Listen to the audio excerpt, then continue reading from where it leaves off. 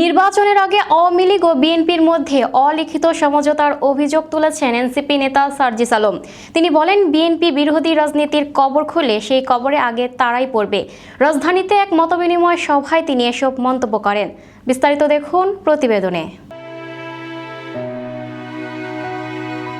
নির্বাচনের আগে আওয়ামী লীগ ও বিএনপির মধ্যে অলিখিত চুক্তি হয়েছিল বলে অভিযোগ করেছেন জাতীয় নাগরিক পার্টির দক্ষিণাঞ্চলীয় মুখ্য সংগঠক সার্জিস আলম।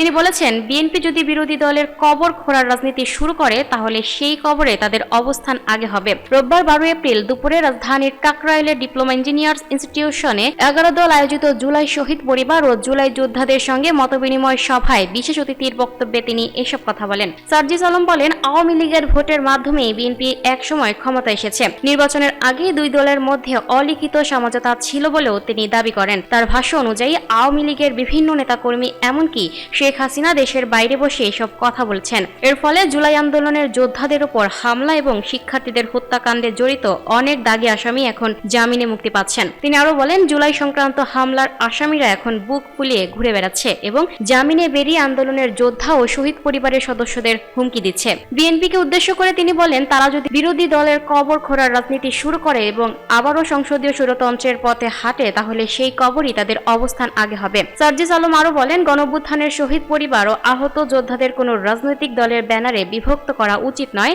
তাদের ঐক্য বজায় রাখতে হবে। তিনি অভিযোগ করে বলেন, আওয়ামী লীগ যেসব রাষ্ট্রীয় প্রতিষ্ঠান ধ্বংস করেছে সেগুলো পুনর্গঠনে বিশটি অধ্যাদেশ গুরুত্বপূর্ণ ভূমিকা রেখেছিল। তবে বিএনপি ক্ষমতায় এসে যেসব প্রতিষ্ঠান নিজেদের মতো করে চালানোর চেষ্টা করছে, যার কারণে কিছু সিদ্ধান্ত অধ্যাদেশ বাতিল করা হয়েছে। শহীদ পরিবার ও আহতদের উদ্দেশ্যে তিনি বলেন, কোনো কিছুর বিনিময়ে বিভাজিত হওয়া যাবে না। এই আকাঙ্ক্ষা ক্ষতিগ্রস্ত হলে দেশ ক্ষতিগ্রস্ত হবে। Lucky Akter, up to date news, Dhaka.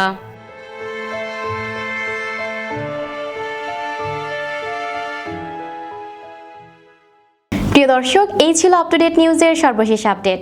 পরবর্তী আপডেট সবার আগে পেতে আপ টু ডেট নিউজের ফেসবুক পেজ এবং ইউটিউব চ্যানেলের সাথেই থাকুন। ধন্যবাদ।